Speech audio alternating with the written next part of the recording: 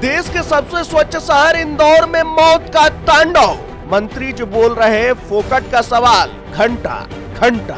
जी हाँ, इंदौर के भागीरथपुरा इलाके में दूषित पानी ने ऐसा कहर बरपाया है कि पूरा क्षेत्र दहशत, गुस्से और मातम के साए में डूबा हुआ है। जिस शहर ने लगातार 8 वर्षों तक देश के सबसे स्वच्छ शहर का खिताब जीता, वही अब लोगों को पीने के पानी के लिए अपनी जान गंवानी पड़ रही है।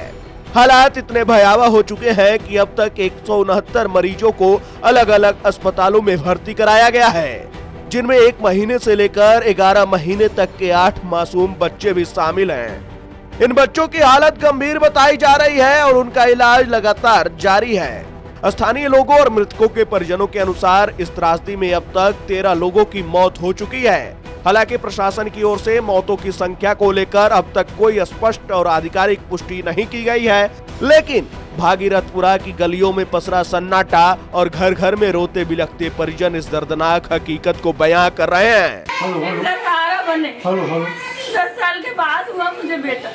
ये दादा चाहिए, नानी है, कई मन्नतें करी, बेड रेस्ट चला था पूरा 9 महीने में। इस वक्त मैं भी एक हॉस्पिटल में मौजूद हूँ।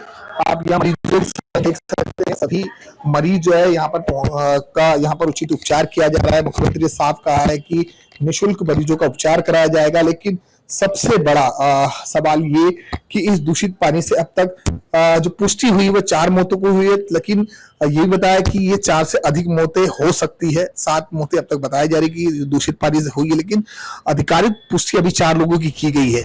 जानकारी के मुताबिक इलाके में पिछले कई दिनों से नलों के जरिए दूषित और बदबूदार पानी की सप्लाई हो रही थी। शुरुआत में लोगों को सामान्य समस्या समझाकर अनदेखा कर दिया गया, लेकिन धीरे धीरे हालात बिगड़ते चले गए। उल्टी, दस्त, तेज बुखार और पेट दर्द की शिकायतें आम हो गईं। देखते ही देखते मरीजों की संख्या इतनी बढ़ गई कि अस्पतालों में बेड कम पड़ने लगे। सबसे दर्दनाक स्थिति तब सामने आई जब छोटे छोटे बच्चे और बुजुर्ग गंभीर हालत में अस्पताल लाए गए। कई परिजन अपने बच्चों को गोद में उठाकर एक अस्पताल से दूसरे अस्पताल भटकते नजर आए। कुछ ने आरोप लगाया कि समय पर इलाज और सही सुविधा न मिलने की वजह से उनके अपनों को बचाया नहीं जा सका।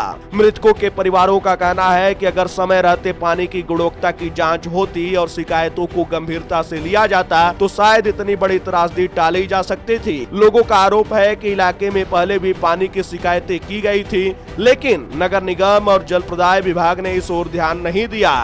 वहीं इस दर्दनाक स्थिति के बीच एक नया विवाद भी खड़ा हो गया। मामले की कवरेज के दौरान पत्रकारों के सवाल पर मंत्री कैलाश विजयवर्गीय कथित तौर पर अपशब्द कहते नजर आए। दरअसल जब पत्रकारों ने मामले को लेकर सवाल पूछा तो मंत्री जी कहने लगे फोकट का सवाल घंटा घंटा, और देखते ही देखते ये पूरा मामला तूल पकड़ लिया।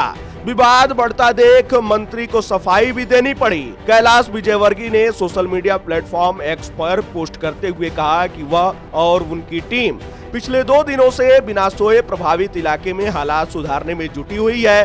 मंत्री ने लिखा, दुख और तनाव की स्थिति में मीडिया के सवालों पर मेरे शब्द ठीक नहीं निकल पाए, इसके लिए मैं खेद प्रकट करता हूं। प्रभावित लोगों को बेहतर इलाज उपलब्ध कराना और जल्द से जल्द हालात को सामान्य करना है।